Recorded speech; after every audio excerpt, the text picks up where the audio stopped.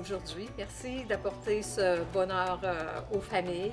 Ce matin, je disais à une de mes employées que quand on a emménagé dans la maison il y a 15 ans, c'est les dames de l'Église Nouvelle Vie qui sont venues laver la literie, les draps, les serviettes, qui ont monté toutes les chambres. Alors, c'est pas juste aujourd'hui, c'est une histoire qui date. Alors, merci beaucoup. Vous apportez beaucoup de bonheur aux familles. Ça s'appelle les boîtes du bonheur, je pense, ou le cadeau du bonheur. Les boîtes d'amour, c'est de l'amour. Merci beaucoup.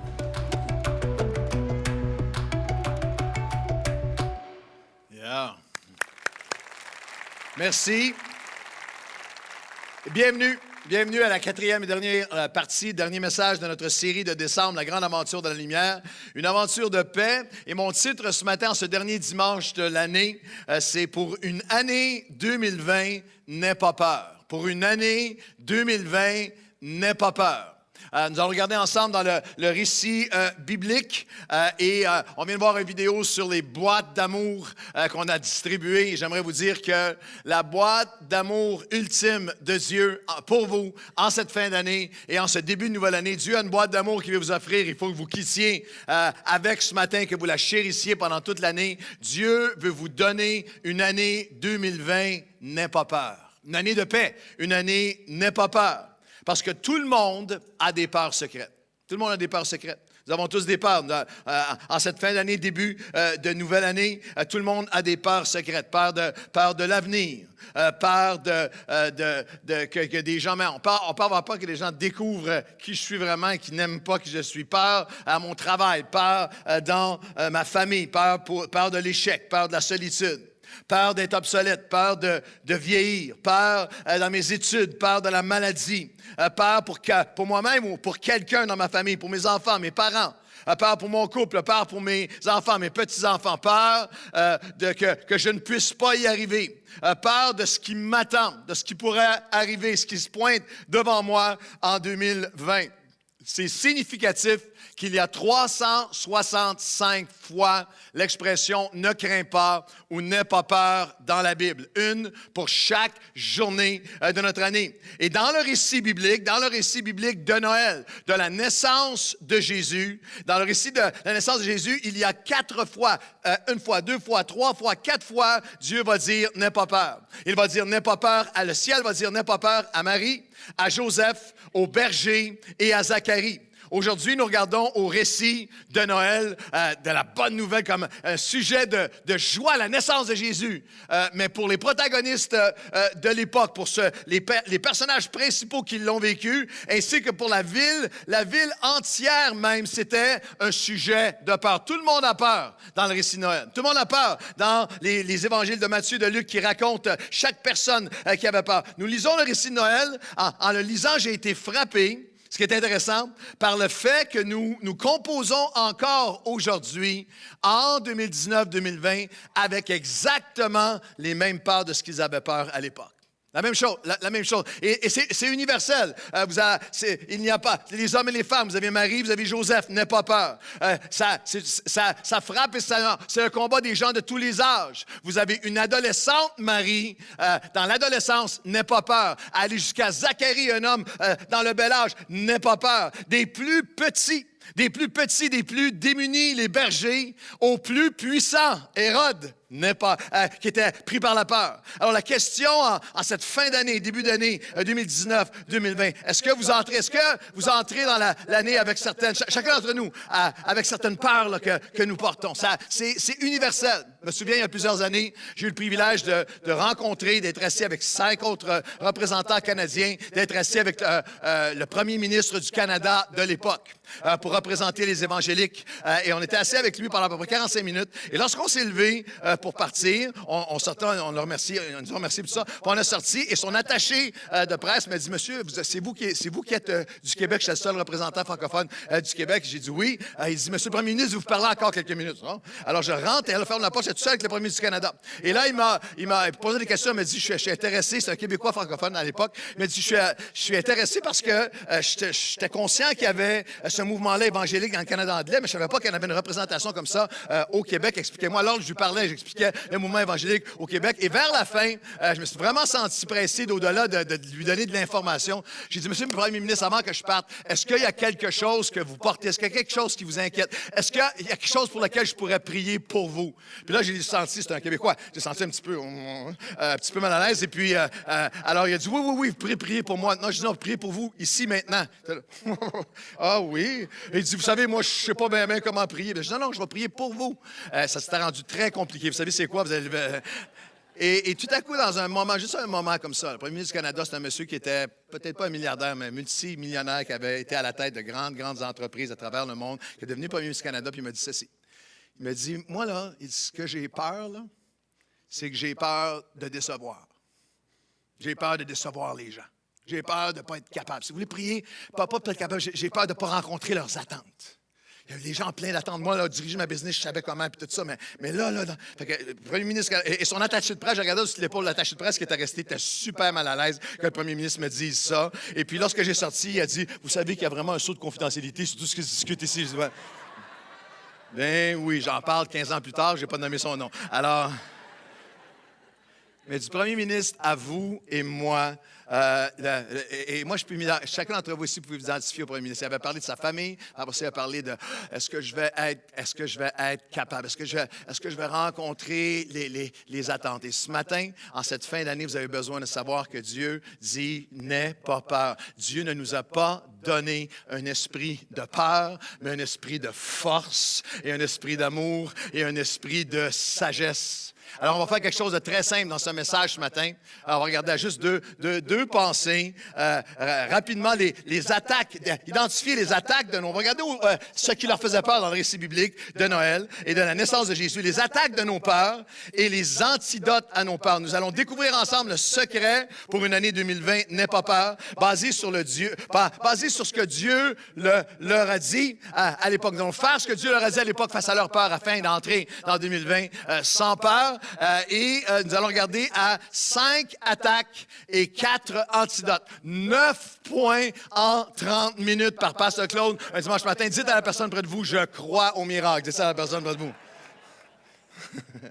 La première attaque, les attaques, je vais aller rapidement parce qu'on les reconnaît. On se reconnaît, c'est comme un miroir. La première attaque, qu'est-ce qui leur faisait peur? Les attaques de nos peurs. La peur d'être inadéquat ou inadéquate. La peur du « je ne serai pas capable ». Marie, dans l'Évangile de Luc, au chapitre 1, verset 28, l'ange entra chez elle et lui dit, « Je te salue Marie, à toi une grâce a été faite, le Seigneur est avec toi. » Troublée, apeurée, terrifiée, angoissée de cette parole, Marie se demandait ce que pouvait bien signifier une telle salutation, mais l'ange lui dit, « N'aie pas peur, ne crains pas Marie. » Car tu as trouvé grâce devant Dieu. Et au verset 34, Marie pose la question que vous auriez posée, que je pose. Comment cela se fera-t-il, puisque je ne connais point d'homme? Marie, la première type de peur, c'est la peur d'être inadéquat. Je ne serai pas capable. Je ne serai pas capable. C'est une adolescente, il se mariait entre l'âge de 14 et 16 ans ou 17-18 ans à cette époque-là. C'est une ado dans un village sans éducation. Elle a tellement de raisons de se sentir inadéquate. Voici, depuis des centaines d'années, on annonce le Messie, le Fils de Dieu, et tu vas porter le Fils de Dieu. Je ne serai pas capable.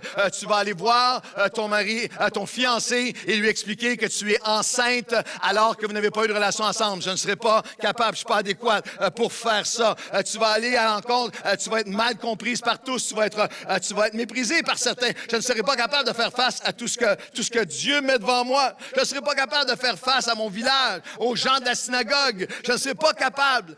Je vais être inadéquate comme femme, je vais être inadéquate, je suis un enfant, je suis un ado, je vais être inadéquate comme femme, je vais être inadéquate comme mère, je vais être inadéquate comme épouse, je vais être inadéquate parce qu'on a un sens dans tout ce qu'elle dit, qu'elle avait une marche, une relation avec Dieu, mais je suis pas capable d'accomplir ce que tu m'appelles à être ou à faire, Seigneur.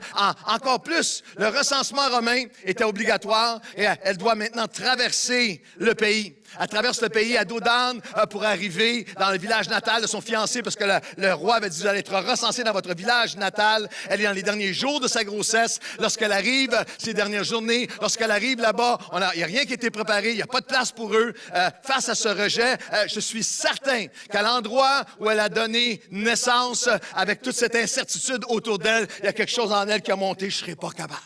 je vais être inadéquat. C'est une peur qu'on a tous en commun dans une sphère ou une autre de notre vie. C'est la peur d'être inadéquat. Mais l'ange lui dit, n'aie pas peur, ma grâce va être avec toi. Une grâce t'a été faite. Parfois, la peur d'être inadéquat, la peur du « je ne serai pas capable », dans cette peur-là, nous pouvons en venir à avorter le plan de Dieu.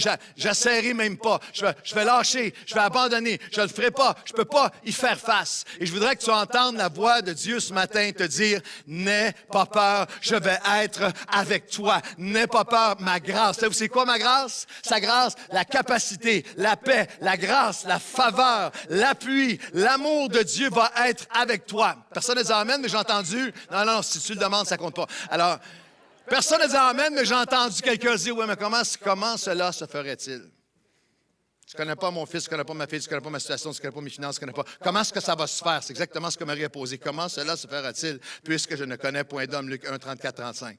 Mais l'ange lui répondit, le Saint-Esprit viendra sur toi et la puissance du Très-Haut te couvrira de son ombre. C'est pourquoi le Saint-Enfant qui naîtra de toi sera appelé Fils de Dieu. Et c'est encore ce que Dieu te dit et me dit en 2019-2020. Tu vas être capable par moi qui te fortifie. Je suis encore le Dieu qui couvre les êtres humains, qui les remplit par mon esprit de force au-delà de ce qu'eux peuvent imaginer. Ne crains pas, tu ne peux pas imaginer tout ce qui peut naître de toi. Tu ne peux rien par toi-même, mais tu peux tout par celui qui te fortifie. J'entre dans 2020 en entendant sa voix dire, voilà pourquoi. C'est pourquoi, pas mes forces, mes capacités, non, c'est pourquoi cet enfant va naître de toi. C'est pourquoi de belles choses vont naître de toi. C'est pourquoi de belles choses vont naître dans ta famille. C'est pourquoi de belles choses vont naître dans ton cœur et dans ta vie. Parce que l'Esprit de Dieu vient encore porter, consoler, fortifier et nous rendre capables. Voulez-vous applaudir l'Esprit de Dieu avec moi ce matin?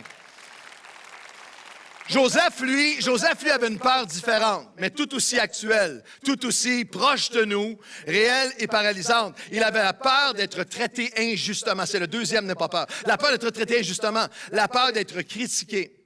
Voici de quelle manière arriva à la naissance de Jésus-Christ. Marie, sa mère, ayant été fiancée à Joseph, fiancée à Joseph, se trouvant enceinte par la vertu du Saint-Esprit avant qu'ils eussent habité ensemble. Joseph, son époux, qui était un homme de bien, ne voulait pas la diffamer, se proposait de rompre secrètement avec elle. Et comme il y pensait, voici un ange du Seigneur lui apparut en songe et dit, Joseph, fils de David, n'aie pas peur, ne crains pas de prendre avec toi Marie, ta femme, car l'enfant qu'elle a conçu vient du Saint-Esprit. Joseph, sa peur principale était qu'est-ce que les gens vont dire? Je vais être traité injustement, je vais être accusé alors que j'ai rien fait. Bien sûr, Joseph, comme vous et moi, ne l'a pas cru. Il n'a pas cru. Ne voulant pas la diffamer, était un homme de bien, il ne l'a pas cru parce qu'elle vient lui annoncer, Joseph, je suis enceinte. Comment ça? Ah. Et là, tu le vois se prendre la tête entre les mains et finalement se lever les yeux, peut-être avec colère et avec douleur, avec souffrance. De qui? De Dieu. Il ne la crut pas. Je ne sais pas comment est-ce que tente le verset 1 et le verset le suivant. Il ne la crut pas jusqu'à ce que le ciel vienne travailler son cœur. Mais la peur de Joseph, c'était qu'est-ce que les gens vont dire? Comment est-ce que je vais expliquer ça? Comment est-ce que c'est possible? Je vais être traité injustement. Qu'est-ce qu'on va penser de moi? J'ai rien fait pour mériter ça. Ce n'est pas ma faute. Je suis prêt à lâcher. Je suis prêt à abandonner. Je vais tout couper ça. Je vais tout par peur de ce que les gens vont dire de moi. La réponse de Dieu, c'est est-ce que tu vas vivre pour l'approbation des hommes ou est-ce que tu vas vivre pour l'approbation de Dieu?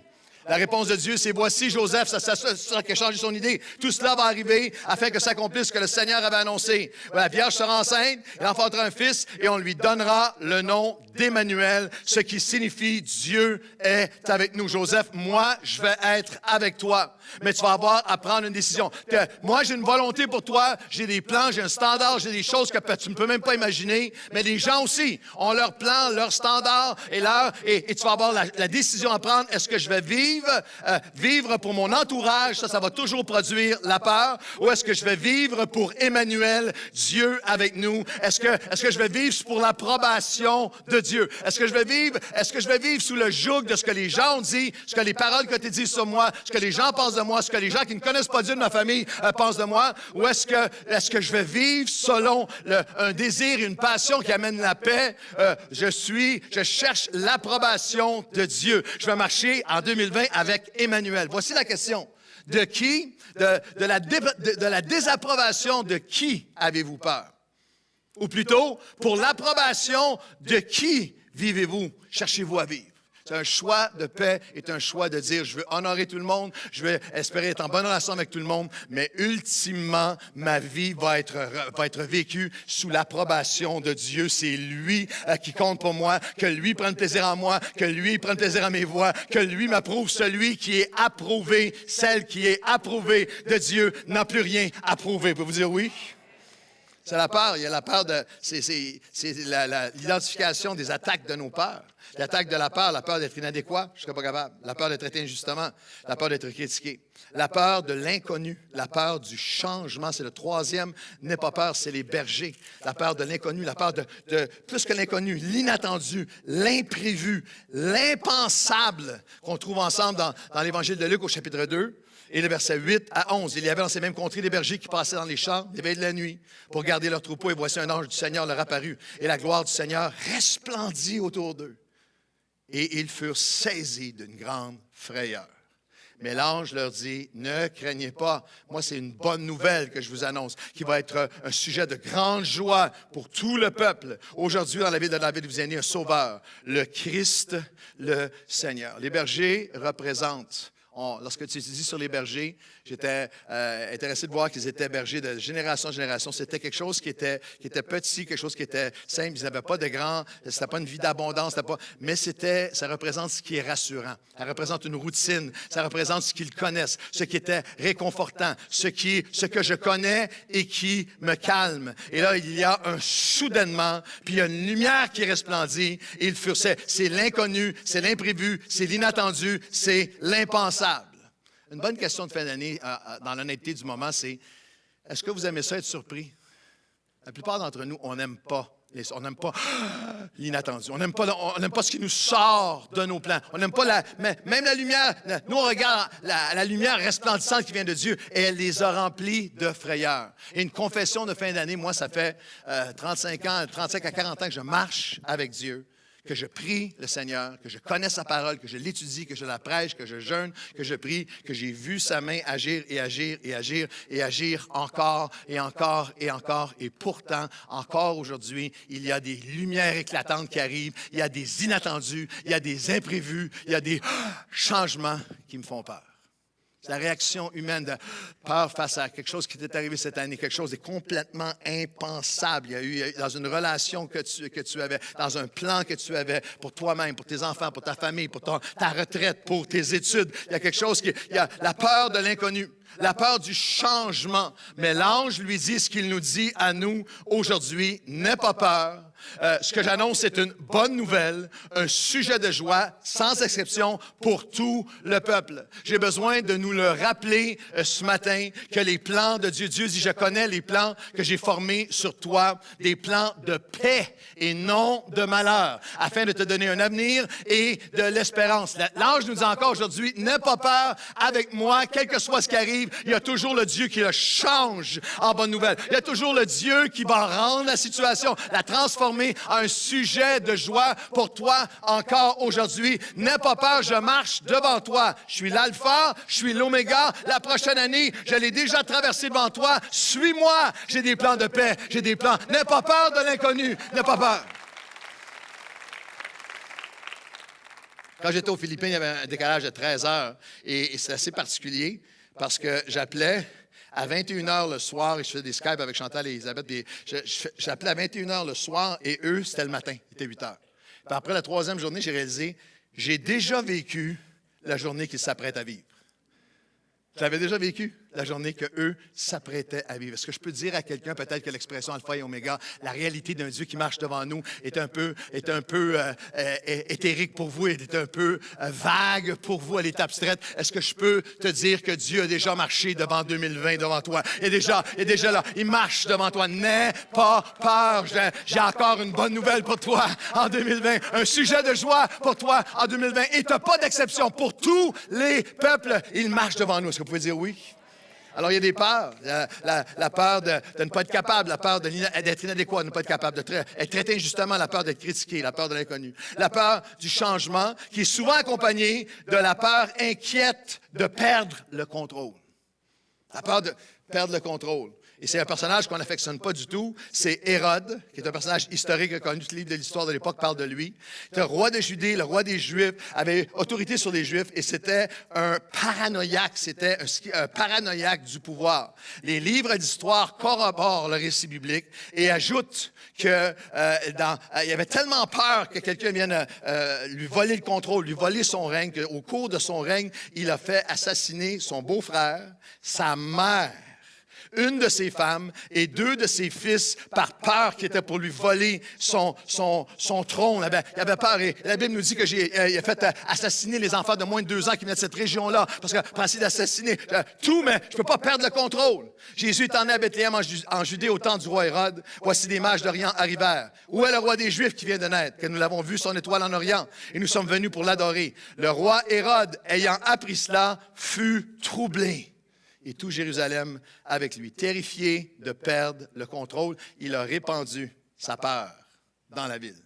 Et je t'ai frappé par juste cette pensée que dans l'année 2020, je vais être quelqu'un qui va où? Répandre mes peurs. Sur mes amis, sur mon entourage, sur mes enfants, sur ma famille, où je vais être quelqu'un qui va répandre la paix. Je vais répandre le n'aie pas peur de Dieu. Et vous avez Hérode qui est là et la peur qui s'inquiète parce qu'elle pense qu'elle est en train de perdre le contrôle est un poison. L'inquiétude, la non-quiétude, la non-paix, l'absence de paix est lorsque j'essaie de prendre la place de Dieu et de tout contrôler. Lorsque je suis sous l'illusion que je contrôle quoi que ce soit. Savez-vous comment vous pouvez identifier quelqu'un, vous-même ou quelqu'un? Savez-vous comment quelqu'un, on voit quelqu'un manifeste qu'il est rempli de l'inquiétude et de la perte, de l'inquiétude de perdre le contrôle? C'est qu'il essaie de tout contrôler. Essaie de tout contrôler, essaie de contrôler tout le monde. Si je suis stable et solide et établi, si je suis sécure dans ma relation avec Dieu, je n'ai pas besoin d'essayer de contrôler tout le monde. Je n'ai pas besoin d'essayer de contrôler toute la situation. Je n'ai pas besoin d'essayer de combattre chaque changement. J'ai déjà remis et redonné à Dieu le contrôle. En cette fin d'année 2019-2020, es-tu prêt à dire, Seigneur, je n'ai jamais eu le contrôle, je te remets le contrôle de ma vie. Je n'ai pas peur de perdre le contrôle. C'est toi qui as le contrôle de ma vie. Je ne suis pas Dieu, tu es Dieu. Je ne suis pas toute connaissance, tu es toute connaissance. Je ne suis pas alpha et oméga, tu es alpha et oméga. Tu sais tout, tu connais tout, tu as toute puissance. Je te donne le contrôle.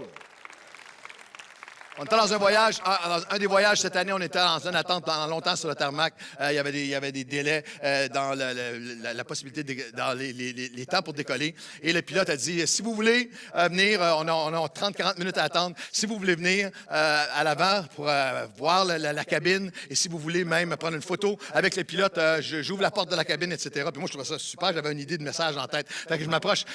C'était un peu gênant parce que je n'ai pas passé tout de suite. Je suis parti de ma place, je me suis allé en avant pour m'apercevoir que c'était tous des enfants, excepté moi, juste des enfants qui étaient là. C'est une gang de petits gars, de petites filles, puis le grand cave qui était... Alors, moi, je suis en train de me regarder en riant. Je dis, non, je m'assume. Je veux faire une photo avec le photographe et avec le pilote. Alors, finalement, c'était long, les enfants, puis ils leur donnaient des bonbons. C'est gênant. Ils leur donnaient des bonbons et tout ça. Fait que là, moi, finalement, je rentre, puis tu vois, le pilote, il disait, « Hello, young man. Oh, hello, sir. » Alors... Fait que moi, je rentre, hello, sir. Puis j'ai dit, par exemple, moi, je suis un pasteur, je donne des conférences et je voudrais, est-ce que vous pourriez vous enlever? Je vais m'asseoir à votre place comme si j'étais le pilote. Puis il était comme, puis regardez son chum en voulant dire, tableau, il en veut, lui. Alors, il est intense. Alors, finalement, il s'est levé, probablement pas bon au niveau sécuritaire puis tout ça. Mais je me suis assis et j'ai pris cette photo. La photo va apparaître à l'écran. Voilà, j'ai pris la photo. C'est hot, quand même. J'étais au pilote, je sais.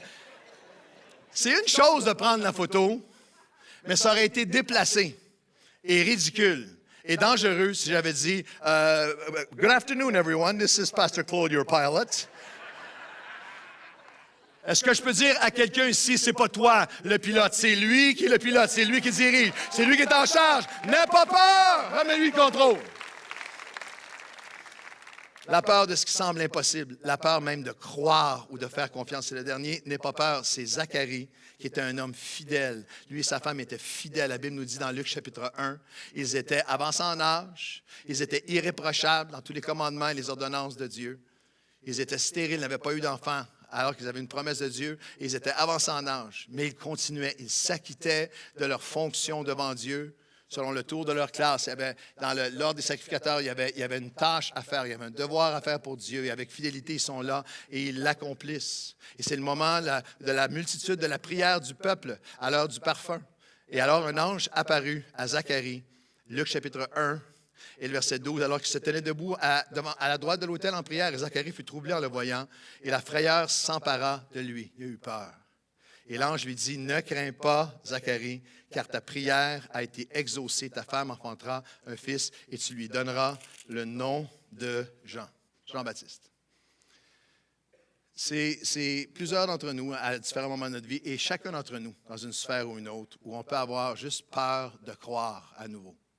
Ça fait trop mal, ça fait trop longtemps, c'est trop tard, je vais continuer, je n'abandonnerai pas Dieu, j'aime Dieu, je vais être fidèle à Dieu, je reste accroché à Dieu, je fais mon service, je fais mes choses, je prie, mais j'ose pas me donner, j'ose pas croire, j'ose pas faire confiance, j'ose pas m'abandonner, j'ose pas servir personnellement, j'ose pas croire, aimer à nouveau, j'ose pas à nouveau croire pour de grandes choses. Ça me fait trop peur, ça serait trop dur. Si j'étais déçu, à nouveau, je continuais avec Dieu. J'appelle ça le syndrome Zacharie-Habakkuk. Habakkuk, dans l'Ancien Testament, vous lirez à la maison dans Habakkuk chapitre 2, son nom Habakkuk veut dire accroché à Dieu. Habakkuk dit, j'étais accroché à Dieu, je n'abandonnerai pas Dieu. Plusieurs avaient abandonné, plusieurs de ses contemporains avaient abandonné, plusieurs s'étaient donnés à l'idolâtrie, mais pas lui. J'étais là à mon poste sur la tour, mais j'attendais, accroché à Dieu. Mais j'attendais de voir ce que le Seigneur me dirait et ce que je répondrais avec une plainte. Il était dans cette position où il disait, comme Zacharie. Zacharie dit, ça fait des années que j'attends pour ça, et maintenant, on avait lâché, on avait abandonné, on avait laissé, on ne pouvait plus croire, ça fait trop mal. L'espèce de fatalisme, c'est pas une affaire seulement pour des gens comme Zacharie avancés en âge. Il y a des ados qui vivent ça, il y a des jeunes du 21-59 qui vivent ça. Il y a des jeunes qui vivent ça intensément. J'ai tellement peur d'aimer et d'être déçu, j'aime mieux rester là. Tellement peur que ça ne marche pas que j'aime mieux rester ici. J'aime mieux, en mode chrétien ou en mode croyant, Habakkuk est là, je suis fidèle. Mais je vais, quel que soit ce que Dieu va dire, quel que soit ce que Pasteur Claude va dire, quel que soit le message que je vais entendre, moi, je vais répondre avec une plainte. Moi, je vais répondre avec « c'est pas possible pour moi ». Et Dieu dit à Habakkuk ce qu'il a dit à Zacharie. Dieu dit à Habakkuk, écris la vision. Rends-la claire devant tous. Ça ne sera pas suffisant d'être vivant et d'être fidèle. Je veux mettre la foi dans ton cœur. N'aie pas peur. Écris la vision, car elle marche vers son terme. C'est une vision dont le temps est déjà fixé. Elle marche vers son terme et elle s'accomplira. Et si elle tarde, attends-la, car elle s'accomplira. Oui, elle s'accomplira, certainement. Et mon juste vivra par sa foi. Alors, laquelle de ces peurs m'habite en cette fin d'année 2019? Laquelle de ces peurs? La peur d'être inadéquat, la peur de traiter justement, la peur de l'inconnu, la peur du changement, la peur de perdre le contrôle, la peur de croire, de faire confiance à nouveau. Quels sont les antidotes? Qu'est-ce que Dieu a dit? Et ça va être tout simple. C'est comme si on était assis à une table, je partageais juste mon cœur avec vous pour regarder aux personnages de la Bible qui l'ont vécu et comment ils ont renversé leur peur. Et voici comment je vais trouver mon antidote. Je vais remettre ma vie entre ses mains à chaque jour. Aujourd'hui, dites avec moi à voix haute, aujourd'hui. Aujourd'hui, dans la Bible de David, vous avez un sauveur. Vous avez déjà entendu dire que ce aujourd'hui-là, il a changé l'histoire de l'humanité. Parce qu'aujourd'hui, nous sommes le 29 décembre de l'an 2019, après Jésus-Christ. L'histoire de l'humanité a été changée par ce aujourd'hui, entre un avant et un après. Mais Dieu ne veut pas seulement changer l'histoire de l'humanité. Il veut changer le cours de mon année 2020. Alors que je prends ce aujourd'hui et à chaque jour, aujourd'hui, je remets tout entre tes mains. C'est comme ça que Marie a renversé la peur d'être inadéquate. C'est comme ça qu'elle a renversé la peur de je ne serai pas capable au chapitre 1 et le verset 37, 38. Auparavant, elle avait dit, elle était terrifiée. Puis elle avait dit, comment cela se fera-t-il possible? Mais au verset 37, car rien n'est impossible à Dieu. Et Marie dit, je suis la servante du Seigneur, qu'il me soit fait selon ta parole. Je vais te remettre tout entre tes mains, Dieu de l'impossible. Avec toi, il n'y a pas d'impasse. Avec toi, rien n'est impossible. Alors aujourd'hui, mes enfants, ma famille, mes finances, mon travail, ma retraite ou mes études, mon ministère à l'Église, hors Église, ma position, ma place devant toi, mes échecs, je te les remets aujourd'hui. Viens mettre la paix dans mon cœur. C'est toi qui es en contrôle. Je remets tout entre tes mains. Est-ce que vous pouvez dire oui? Ah, j'entends. Dieu ne te demandera jamais ce qui est au-dessus de tes capacités. Dieu ne parraine pas des échecs. Dieu n'est jamais en un imprévu ou un impasse. Il est le Dieu de l'impossible, car rien n'est impossible. Rien n'est impossible à Dieu. Je suis son serviteur, sa servante, qu'il me soit fait selon sa parole. Alors, j'ai une question pour vous parce que je vous entends penser. Oh, oui, je vous entends penser. Est-ce que vous trouvez ça trop simpliste? Oh, je pensais qu'il y avait quelque chose d'autre, là, remettre à Dieu. Vous trouvez ça trop simpliste? Vous êtes dépassé ça, vous? Est-ce que vous pensez avoir dépassé ça? Dans un de mes voyages cette année, j'étais dans un gym, dans un hôtel, puis il y a cette grosse affiche, j'ai pris une photo, une grosse affiche qui disait « It's simple, nutrition and exercise ». C'est simple. Nutrition et exercice, fais-le et fais-le encore, et fais-le encore, et fais-le encore. Puis il y avait toute une liste de « et fais-le encore, et fais-le encore, et fais-le encore, et fais-le encore, et fais-le encore ». Do it, and do it again, and again, and again, and again. J'aimerais vous dire, c'est simple. Remets toute chose entre ses mains à chaque jour et fais-le encore. Alors la question est-ce que tu as vraiment déjà été dans une dimension de ta vie où à chaque jour de ta vie, le plus sincèrement que tu pouvais, tu t'arrêtais et tu disais, là, aujourd'hui, je te remets tout. Je suis seulement ton serviteur, moi je suis ta servante, qu'il me soit fait selon tes promesses. Rien n'est impossible, je remets ça entre tes mains à toi, pas selon mes peurs et selon mes pensées, mais selon tes promesses. Est-ce que tu l'as déjà fait ou est-ce que tu as arrêté de le faire? Tu ne peux pas imaginer tout ce que Dieu pourrait faire en toi, tout ce qu'il pourrait produire, tout ce qu'il pourrait apaiser en toi. Si à chaque jour je rêve d'une église et des milliers qui suivent en ce moment en ligne d'un peuple qui se lèverait à chaque jour en disant, Seigneur, en 2020, voici, je vais le faire encore et encore. Si je l'ai jamais fait, je vais le remettre.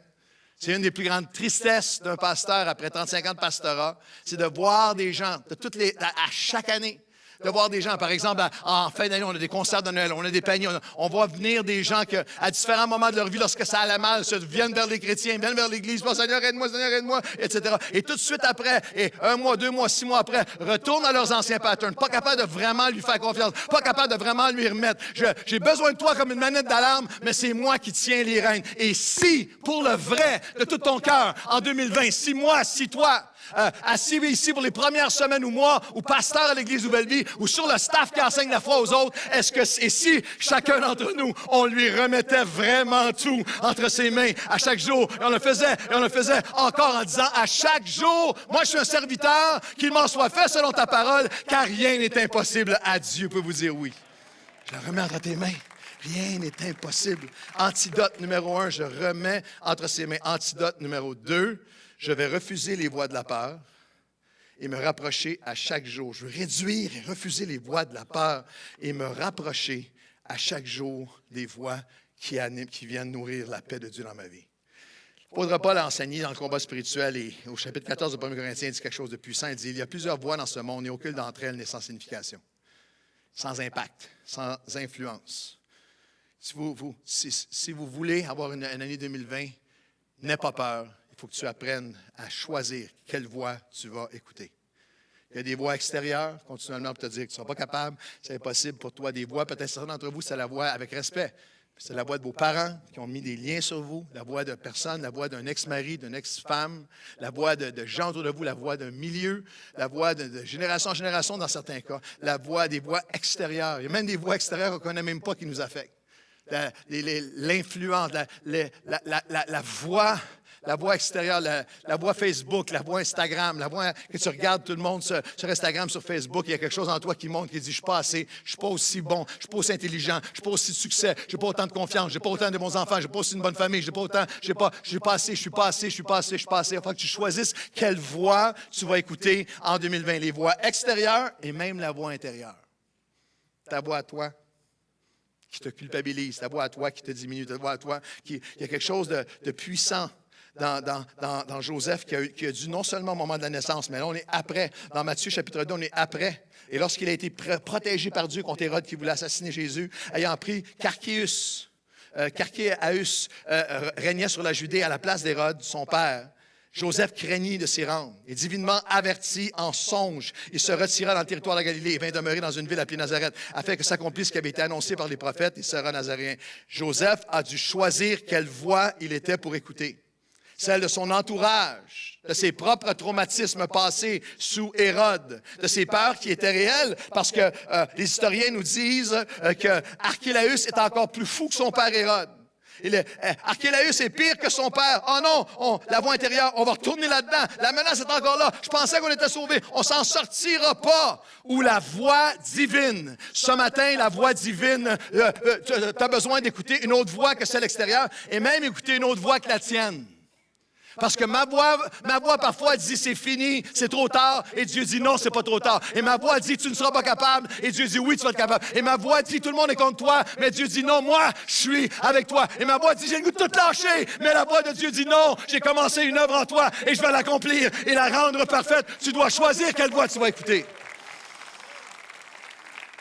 Tu vas choisir quelle voix tu vas écouter, et c'est seulement possible alors que tu vas renforcer et renouveler ton esprit. Renforcer, renouveler ton esprit. Peur d'être inadéquate, je ne serai pas capable. Peur d'être traité injustement, je vais être critiqué. Peur de l'inconnu, du changement. Peur de perdre le contrôle. Peur face à l'impossible, peur de croire. J'ai besoin de renforcer, de renouveler mon esprit. Savez-vous ce que Marie a fait lorsqu'elle avait peur face à ce qui était devant elle? Elle a écrit un chant d'adoration.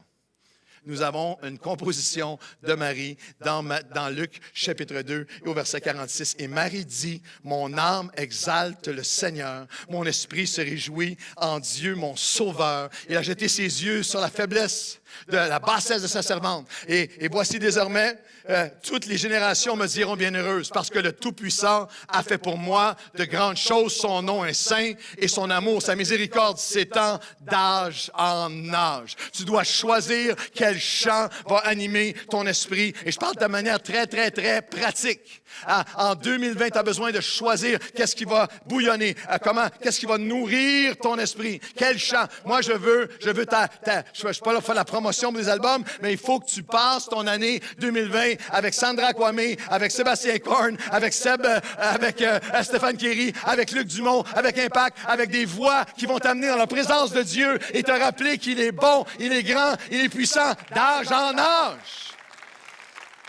Renouveler mon esprit. Renouveler mon esprit. Parce que c'est-tu très concret, ça? Il n'y a pas une journée de ma vie où il n'y a pas une heure à quelque part, ou le matin, ou le soir, la plupart du temps, avant de me coucher, le soir. Il n'y a pas une journée de ma vie où je ne nourris pas mon esprit avec des chants de louange, des chants d'adoration. Qu'est-ce qu'elle a chanté? Elle a chanté « Dieu a été bon pour moi. Dieu a ses yeux pour moi. Dieu m'a béni d'une manière qui est devenue un témoignage pour d'autres. Dieu fait quelque chose dans ma vie qui va aller de génération en génération. Dieu a étendu son bras vers moi et Dieu va renverser les puissants qui viennent contre moi. » Tu dois choisir quelle va être ta chanson de l'année en 2020.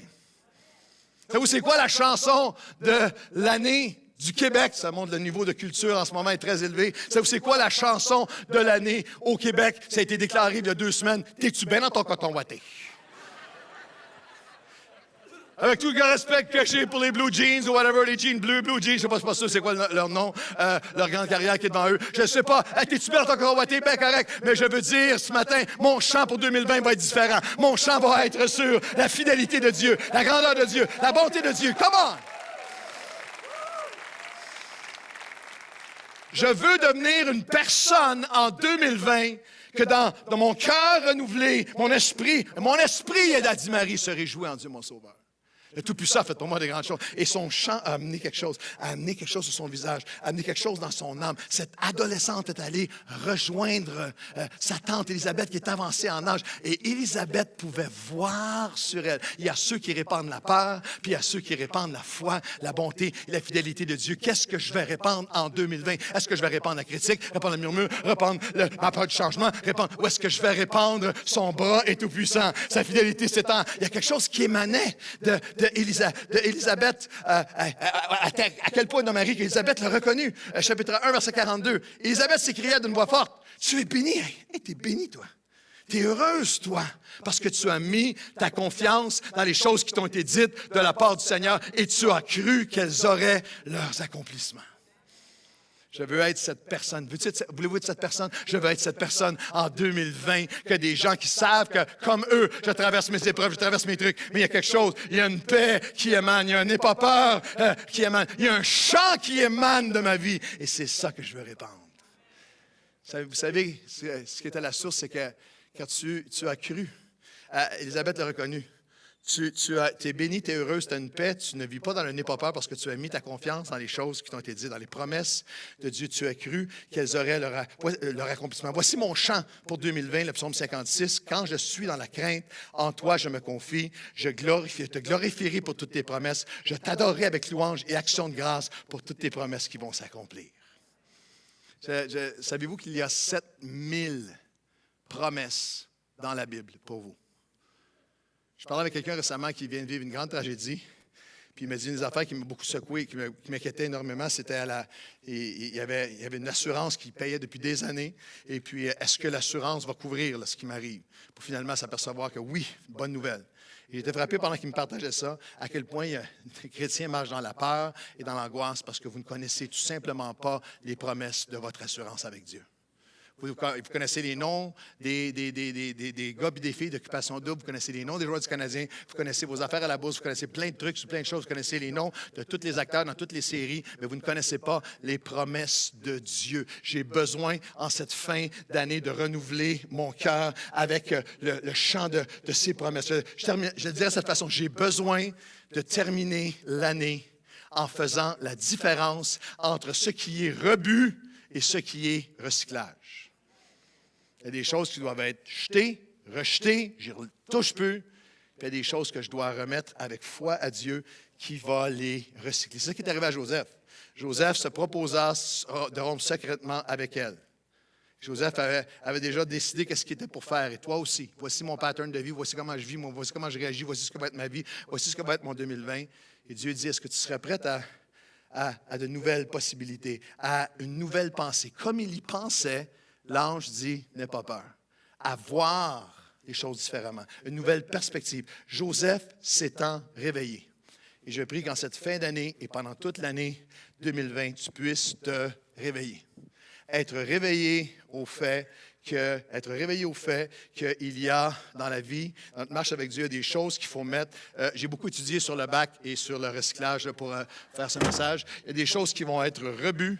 Il y a des choses qui doivent être rejetées, puis il y a des choses qui doivent être recyclées par Dieu. Et la connaissance de qu'est-ce qui doit être rejeté, vraiment, je dois le laisser en cette fin d'année et le laisser là pour toute ne pas aller le rechercher. Et ce qui doit être recyclé va faire toute la différence dans ma vie. Alors que les musiciens s'approchent, j'aimerais dire au nom de Jésus, en 2019-2020, je veux rejeter tout ce qui est perte et péché. Je le laisse. Je n'irai pas le rechercher. Aucune condamnation. Je ne laisserai pas l'ennemi me le rappeler. Je l'ai jeté pour qu'il ne soit plus retrouvé. Tout ce qui est mensonge, me mentir à moi-même, mentir à Dieu, mentir aux autres, qui menace ma destinée, je veux jeter. Tout ce qui est amertume, qui m'abaisse, puis qui abaisse les autres, puis qui abaisse l'image que j'ai des autres, et qui abaisse comment je parle des autres, je veux le jeter pour de bon. Tout ce qui est blâme à moi-même, envers Dieu, envers les autres, et qui me brise, je veux le jeter. Tout ce qui est peur, qui me paralyse, Je veux le jeter. Mais je sais qu'il y a des choses, par exemple, qu'il ne faut pas jeter. Mes tempêtes, je ne les jette pas parce que Dieu va les recycler en témoignages. Dieu va les transformer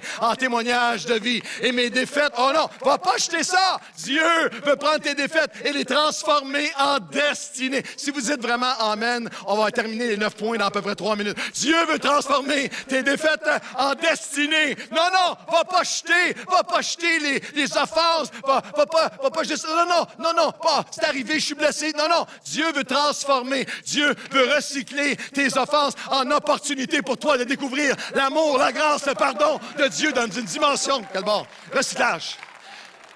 Ne jette pas tes épreuves, elles sont précieuses. Elles sont en train de t'établir dans ce que Dieu a préparé pour toi. Tes épreuves vont t'élever dans la volonté de Dieu. Ne jette pas tes peurs, recycle-les dans la paix de Dieu qui va dépasser toute intelligence. N'aie pas peur.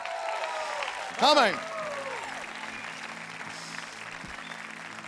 Dites à quelqu'un près de vous, on va faire semblant qu'il a fini à l'heure. Dites ça à quelqu'un près de vous. Je vais terminer avec un témoignage d'une famille. Moi, j'ai reçu plein de témoignages en fin d'année, mais pendant que je préparais le message, un témoignage d'une famille que eux se disent ordinaires. Je ne les nommerai pas, mais ils vont se reconnaître. Ce n'est pas une famille ordinaire. C'est une famille extraordinaire. Une famille de notre Église qui, depuis 10 ans, sont en nouvelle vie. Une famille qui est impliquée, une famille qui sert, une famille qui élève des beaux enfants, une famille qui a un niveau d'engagement, de foi qui moi, m'émeut. Moi, des gens ordinaires qui passionnément se donnent et servent et pardonnent. Ils font confiance à Dieu. Ils vivent sous le n'aie pas peur. Je veux que vous sachiez à quel point, tellement d'entre vous, je vous admire. J'ai de l'admiration pour vous. Vous m'inspirez. Parfois, je pleure tout seul d'émotion de vous voir marcher avec Dieu en disant, moi, je remets tout entre ses mains.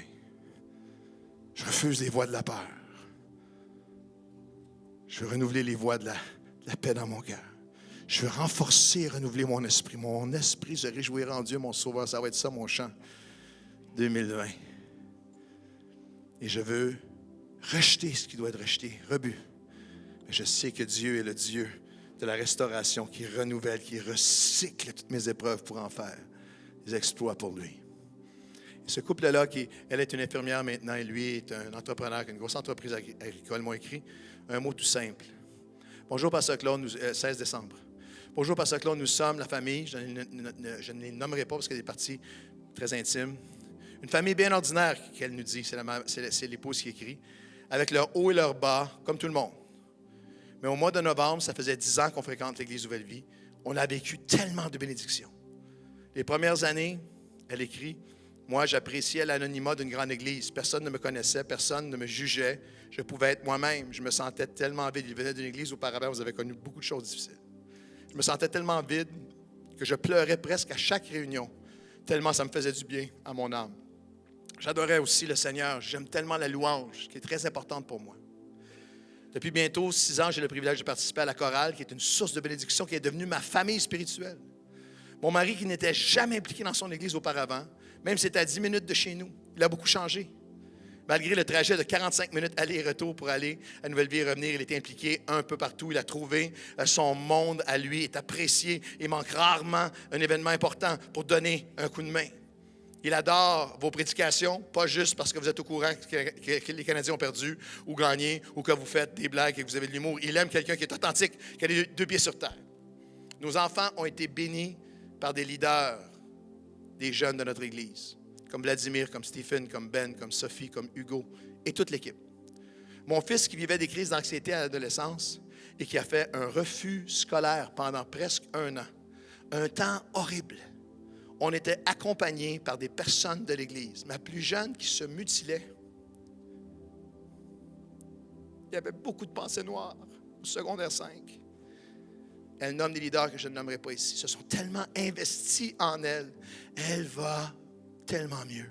Je peux dire par la grâce de Dieu qu'ils vont bien maintenant. Ma maison va bien. Merci pour qui vous êtes et votre amour passionné pour Jésus et les gens qui est contagieux. J'ai pu réaliser un rêve de pouvoir travailler comme infirmière grâce à des prédications de pasteur Stéphanie qui nous a encouragés toujours à poursuivre nos rêves. J'ai repris mes études à 50 ans en français alors qu'elle est anglophone à la base. Puis, depuis maintenant 8 ans, je suis retourné travailler à l'hôpital. Pour les temps des fêtes et pour l'année 2020, je vous souhaite, vous et votre famille, la joie de la riche bénédiction de Dieu. J'ai pensé à ce couple ordinaire, mais soutenu par un Dieu extraordinaire qui, à chaque année, a entendu la voix de Dieu dire « N'aie pas peur ». N'aie pas peur de survivre. N'aie pas peur. J'ai peur de revivre ce que j'ai vécu dans l'Église auparavant. J'ai peur d'être déçu, j'ai peur d'être blessé. Non, n'aie pas peur. J'ai peur de ne pas être adéquat. Non, n'aie pas peur. J'ai peur de ne pas être adéquat comme mère, comme père. J'ai peur pour mon fils, j'ai peur pour ma fille, j'ai peur pour mes enfants. J'ai peur face à un rêve que Dieu met sur mon cœur de retourner aux études à 50 ans. J'ai peur de. Non, n'aie pas peur. Remets tout entre mes mains. Renouvelle ton esprit. Renforce ton esprit. Refuse les voix qui t'abaissent et va vers les voies de la paix. Entends la voix de Dieu qui te dit, n'aie pas peur. J'ai une nouvelle possibilité pour toi. J'ai des nouvelles pensées pour toi. J'ai des nouvelles promesses pour toi. Jette ce qui doit être jeté et recycle ce qui doit être recyclé. J'ai des grandes œuvres de préparer pour toi en 2020 dans le nom de Jésus. Et tous ceux qui veulent marcher dans le n'aie pas peur disent un dernier grand Amen. Est-ce qu'on peut se lever en terminant cette réunion de fin d'année avec les mots de Hébreux chapitre 2, verset 15? Jésus est venu et est mort pour nous afin de délivrer tous ceux qui étaient toute leur vie esclaves de la peur. Combien vont dire avec moi ce matin, non, je ne serai pas esclave de la peur, je suis enfant de Dieu. Voulez-vous dire à voix haute avec moi, je ne serai pas esclave de la peur. Je suis enfant de Dieu. Non plus esclave de la peur. Je suis enfant de Dieu. Pouvez-vous tendre vos mains vers lui en cette fin d'année et lui remettre vos peurs entre ses mains en ce moment. Seigneur, je veux renouveler mon âme devant toi. Je veux remettre tout entre tes mains. Seigneur, mon Dieu, ma foi, ma confiance est en toi. Je ne serai pas en 2020 esclave de la peur. Je suis enfant de Dieu. Est-ce qu'on peut tendre nos mains vers Dieu et commencer à l'adorer ce matin? Alors que l'équipe d'adoration nous conduit dans ce chant qui est notre déclaration de foi.